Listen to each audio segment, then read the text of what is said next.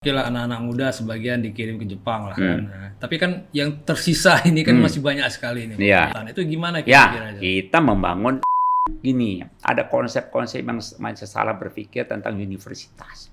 Gimana itu, Prof? Subscribe, like, dan nyalakan loncengnya. Saya sering mendengar, terutama pada masa kampanye kemarin, itu calon-calon pemimpin sering mengatakan kita akan menghadapi bonus demografi. Ya, kita harus siap dalam mengisi masa-masa bonus demografi itu ya. Bonus demografi ini kalau sederhananya itu melimpahnya kaum muda ya, tenaga kerja muda ya kan. Nah, tapi saya berpikiran juga ini kalau kaum mudanya melimpah tapi kerjaannya nggak ada, nggak tahu di kemana, itu kan bisa jadi bencana demografi juga ya. Betul, bahkan itu bisa sangat bahaya. Ya. Menurut Profesor sendiri itu bagaimana tuh kita menyiapkan bonus demografi agar tidak terjadi bencana demografi? Baik, kita ungkapkan definisi dulu, supaya masyarakat mengerti. Jadi yang disebut sebagai populer tentang bonus demografi, itu artinya ada kelimpahan para pekerja muda umur 15 sampai 64 tahun ya definisinya. Begitu melimpah di tahun 2030, 2040 mendatang nih. Karena lebih dari 60% itu ada anak muda, 15 sampai 64 tahun. Itu masih, jadi kalau 60 tahun itu masih muda tuh. Jangan sudah merasa tua, 60 tahun itu kategori masih muda. Jadi kalau di negara-negara maju seperti Jepang, itu umur 60 adalah umur yang paling produktif. Produktif tuh. Kebalikan bahkan, di sini. Produktif. Padahal mereka umurnya di atas 100 tahun umurnya. Jadi umur yang paling produktif itu umur 60. Kebanyakan Perdana Menteri Jepang itu umur 60. Perdana Menteri umur 60-an. Itu ada situasi yang paling produktif manusia. Sekarang modernnya produktif. Tapi Indonesia memang lebih rendah ya. Umumnya 60 itu sudah siap-siap menghadapi akhir hidup ya. Gitu. Jadi justru di negara maju karena mereka sudah jauh lebih sehat. Kesadaran kesehatan tinggi. Nah, kembali ke bonus demografi tadi.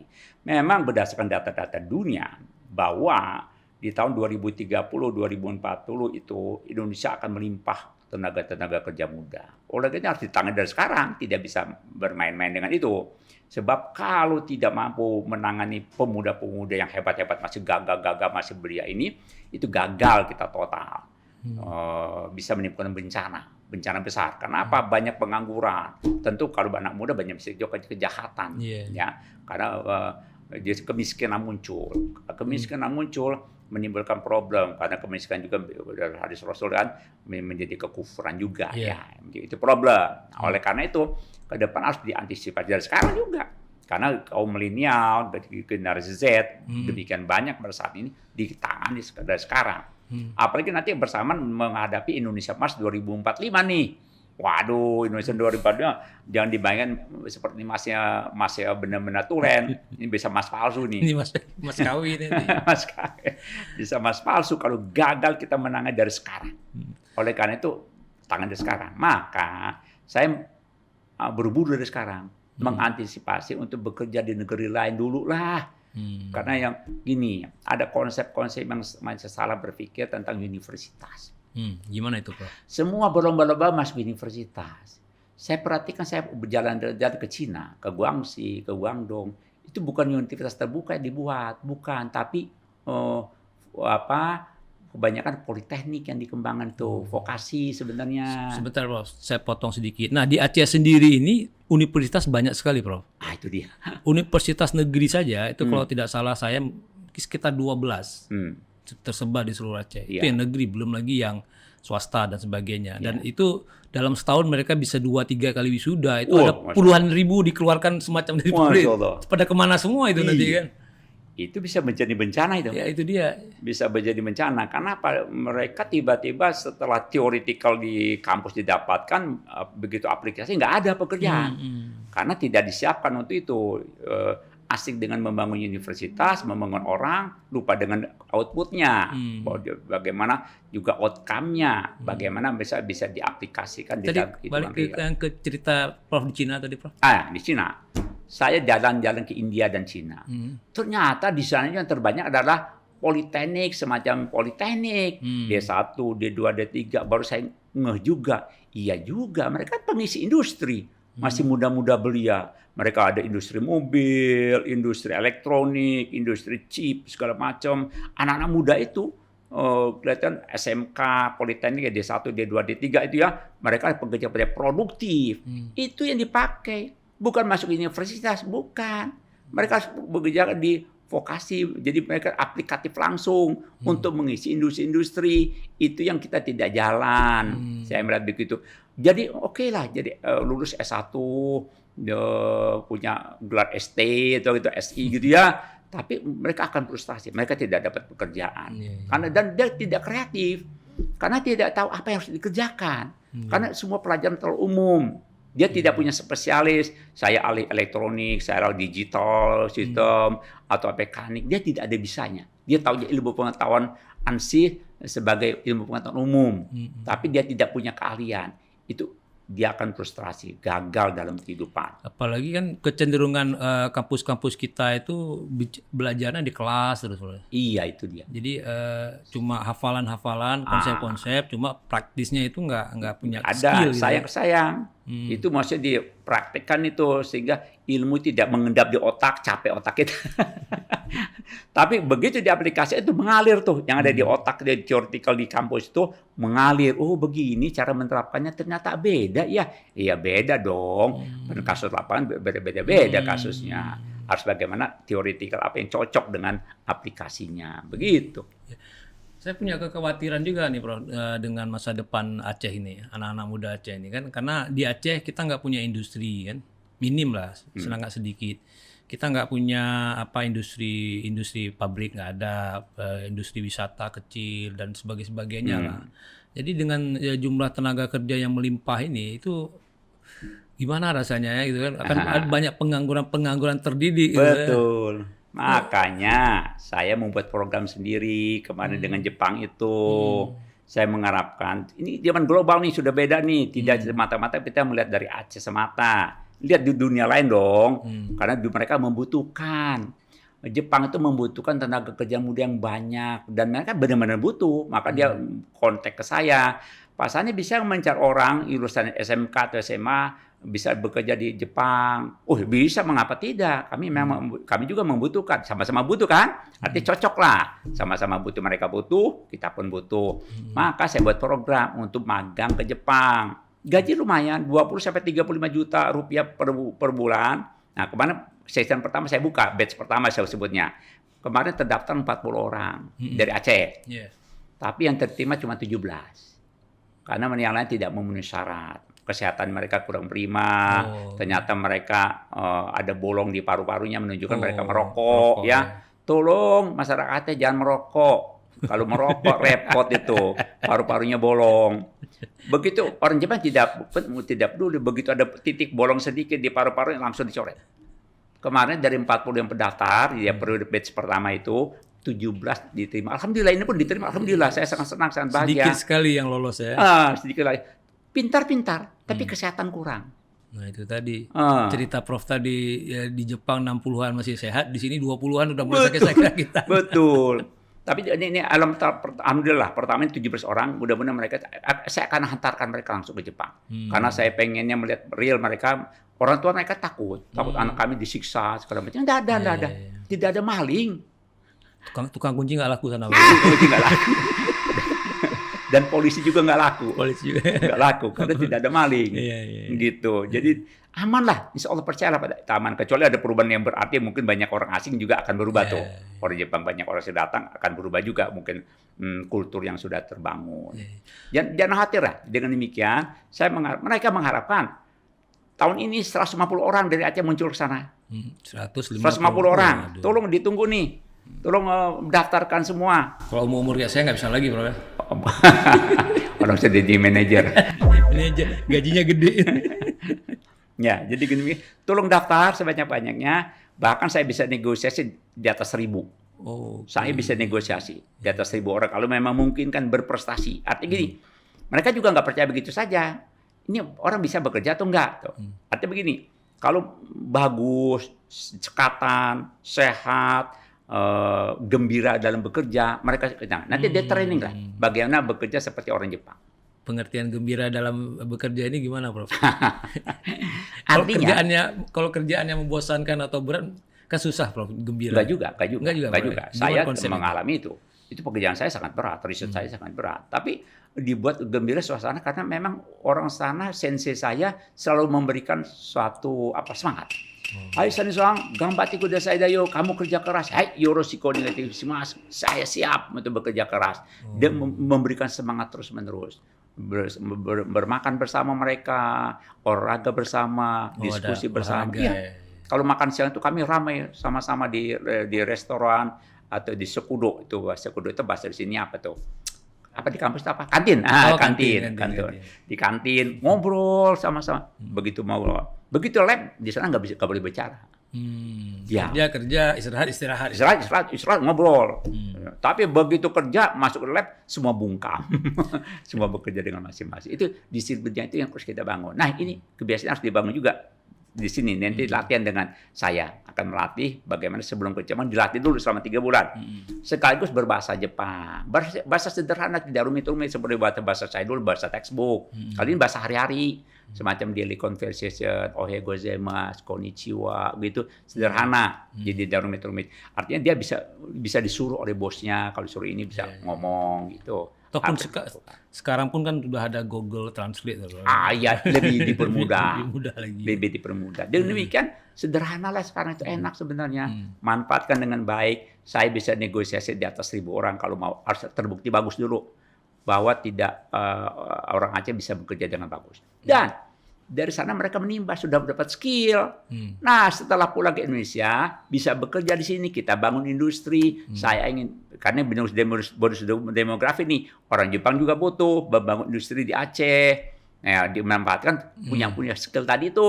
Sudah punya skill, dia bekerja. Dia pun punya ketenangan investor. Sudah ada pekerjanya, sudah ada tempatnya, sumber daya alamnya bagus. Siapa yang tidak mau mendapatkan keuntungan besar kan? Bila datang, karena pekerjanya sudah ada dengan skill sudah dihasilkan dari Jepang sendiri. Itu bagus sekali, klop banget lah. Insya Allah, target tahun ini saya mengharapkan 150 orang Aceh ke Jepang segera dengan gaji cukup, bahkan bisa mengirim ke orang tua masing-masing. Tapi perlu diingat, mereka mau nerima mereka sana biaya sendiri. Sekitar 50 jutaan untuk biaya sendiri ke sana. Ada ini, Bu, ada skema pembiayaannya. Ada skema pembiayaannya. Jadi umumnya rata-rata saya 50 juta. Jadi 50 juta itu untuk penerbangan ke sana karena mereka pengen langsung nerima di tempat. Itu Vietnam sudah melakukan, Filipina pun sudah melakukan, dan mereka sukses gitu loh. Dan Indonesia belum nih. Belum berjalan dengan bagus lah seperti yang diinginkan mereka. Diharapkan saya harap orang Aceh bisa memenuhi itu. Oke lah, Prof. Oke lah, anak-anak muda sebagian dikirim ke Jepang lah kan. Nah, tapi kan yang tersisa ini kan masih banyak sekali nih,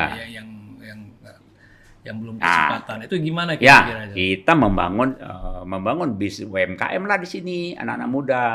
Kreatif banyak yang bisa kita lakukan bersama. Dan itu saya lihat ada juga muncul kafe-kafe di sini kan. Cuman bagaimana membuat kafe yang produktif. Bukan duduk, nongkrong di kafe, hanya bincang-bincang begitu, tidak aja. Nah ini nanti pakai digital system lah. Nanti kembangkan kita, anak muda senang dengan digital kan. Bisa ajarkan tentang blockchain, bisnis, artificial intelligence bisnis. Ini banyak yang bisa kita kerjakan. Dan lebih murah. Tim saya bisa mengajarkan sini nanti, maka saya kumpulkan pemuda-pemuda ke depan. Yayasan Bedogampo ada pemuda Bedogampo.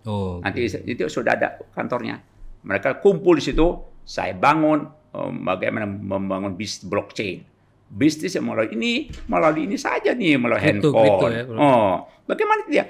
Pesan Gojek aja dari sini, pesan Grab dari sini, pesan makanan dari sini, bisa kita bangun, kita latih. Karena itu teknologi sudah transparan, jadi keuangan segala macam tidak bisa dihapus tuh semua sejarah ada di sini. Itu hebatnya teknologi sekarang.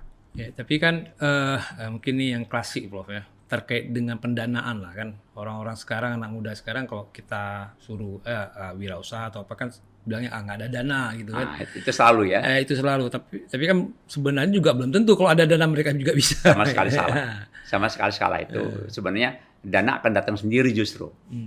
Wow, orang-orang Jakarta banyak kaya raya. Tentu yang ingin melihat investasi pada yang kreatif dong. Siapa yang nggak mau investasi, yang memperbanyak uang mereka mau. Tapi kita perkuat dulu kemampuan kita sebagai anak muda yang kreatif, industri kreatif banyak yang bisa dikembangkan sekarang luar biasa. Sekarang di Bandung itu tempat saya banyak. Itu saya membangun namanya Bandung High Tech Valley. Anak-anak muda, hebat sekali, bisnisnya banyak, hampir UMKM mereka yang pegang semua. Nanti saya pindahkan ke sini aja sebagian. Saya ajarkan anak-anak saya untuk bisnis digital bisnis bisa dilakukan. Why not? Artinya mereka sudah senang ini semua nih, sudah senang HP sudah lihat seni segala macam. Tinggal bagaimana membangun itu supaya lebih produktif. Nah itu dia. Kalau dari kan Aceh juga daerah pertanian, bro. Ini kalau anak-anak muda nih suruh bertani, kira-kira gimana tuh? Wah ini pasti mereka akan berat, ya. Orang Aceh sudah kelihatan sudah lama tidak bertani kembali. Tapi bisa aja tidak.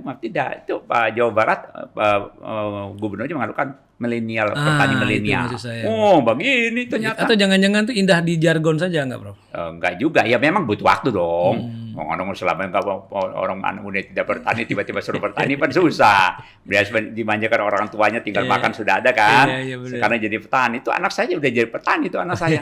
Ada anak saya menjadi agroteknologi. Mau saya bilang ini bidangnya oportunity bagus untuk kamu. Sekarang tinggal dia bagaimana dia tekun di lapangannya. Memang tidak mudah, tidak mudah. Fisik dan mental ya, bro. Fisik dan mental ya, karena bidang pertanian itu tantangannya lebih banyak. Ya, apalagi dalam pertanian ini, misalnya kita nanam kan baru berapa bulan kemudian baru dapat hasil. Iya betul. Itu kalau berhasil panennya. Betul. Kalau panennya, taruhlah panennya berhasil, harganya anjlok lagi. Anjlok lah. Itu semua manajemen. Kalau itu pemerintah bisa atur. Kalau kata ada sinkron petani milenial ini dengan pemerintahnya. Jadi kalau pemerintah harus memberikan insentif khusus dan backup apabila terjadi anjlok harga segala macam, pemerintah harus menanggulangi. Itu fungsinya. Jadi ada kerjasama yang bagus, termasuk banknya pihak bank. Ya, termasuk ada ini tidak bankable atau apa, kan bisa diatur, bisa di pengertian bersama, kita untuk kepentingan bersama bisa dilakukan. Oleh kerjasama dengan bank paling penting. Jadi ada Bank Aceh, ada BSI, bisa bekerja sama dengan bank syariah semua. Bank syariah semua mestinya kan namanya juga syariah ya. Mesti memberikan kepentingan bersama untuk umat sebanyak-banyak. Jangan melulu mikirin untung gitu ya. Jangan tidak begitu. Kata gini, agak sedikit bersabar, untung juga datang sendiri. Tapi ada mengerti problematika lapangan. Jadi orang-orang bank juga harus mengerti permasalahan ini. Dengan demikian kita sama-sama membangun. Tentu ada komitmen dengan pemerintah, ada perintah dari pemerintah dong untuk ke bank itu supaya memberikan insentif khusus ke pemuda-pemuda milenial ini. Kita buat saja petani milenial yang hebat. Saya tertarik itu petani milenial karena lahan kita ini kan masih luas, bro. Betul. Terus tidak terlalu membuat industri yang bisa mencemarkan lah. Betul. Karena kan itu juga harus kita jaga. Iya betul. Cuma ya butuh banyak dukungan, bro ya. Iya betul. Ya, pemerintah harus mendukung. Anak-anak muda tuh. Anak muda, ya. Pertanian. Selama ini mereka enak-enak duduk di kelas. Duduk di kafe. Tiba-tiba jadi petani. Berat sekali memang. Berat sekali, karena bukan kultur yang. Tapi kalau menjadi kebanggaan mereka semangat juga. Saya lihat anak-anak itu bangga tuh menanam apapun dilakukan itu bangga. Dia bangga sebagai petani. Jadi kita bangun, kita mendorong mereka supaya mereka bangga sebagai petani. Di Jepang itu petani yang berkuasa, berhasil udah. Gaya sekali dan anggota DPR umumnya petani itu di Jepang. Mereka biar memutuskan keputusan negara itu di tangan mereka. Bisa kita buat gelombang seperti itu. Petani milenial nanti menjadi birokrat politikus yang hebat. Jadi kita ubah topik pembicaraan anak muda menjadi ngobrol tentang pertanian setiap harinya. Itu dia. Jangan ngomongnya politik melulu. Politik apa-apa, tapi nggak dikerjain ya. Jadi kalau petani mereka bisa nanam, bisa mendapatkan penghasilan. Sehat lagi, bro ya. Sehat. Buah-buahan segar gitu ya. Betul. Dan mereka mencari alam. Ekosistem terbangun, lingkungan terbangun, sehat semua lah. Sehat jasmani dan rohani dan juga lingkungan juga sehat. Jadi hablunallah habluminan nas jalan tuh. Kalau hablunallah saya percaya tuh orang Aceh begini. Apalagi di bulan Ramadan ini saya lihat hebat nih orang Aceh ya. Tapi habluminan nas kurang. Ya, Prof, terima kasih banyak, Prof, atas penjelasannya mengenai bagaimana mencegah bonus demografi menjadi bencana demografi ya. Dan ini memang harus dipersiapkan dari sekarang. Sekarang juga. Nanti jangan sampai ketika masanya tiba, wah kita udah kelabakan. Dan akan menjadi problem bangsa, problem negara. Ya. Betul. Karena mereka masih sehat, masih kuat, Iya. tapi udah jadi beban. Betul, betul. Kasihan mereka, masa depan anak muda kita kasihan. Baik, rekan Sago TV, terima kasih sudah menyaksikan. Kita ketemu lagi di lain kesempatan. Assalamualaikum warahmatullahi wabarakatuh. Waalaikumsalam. Jika video ini bermanfaat untuk Anda, silakan subscribe, like, dan nyalakan loncengnya.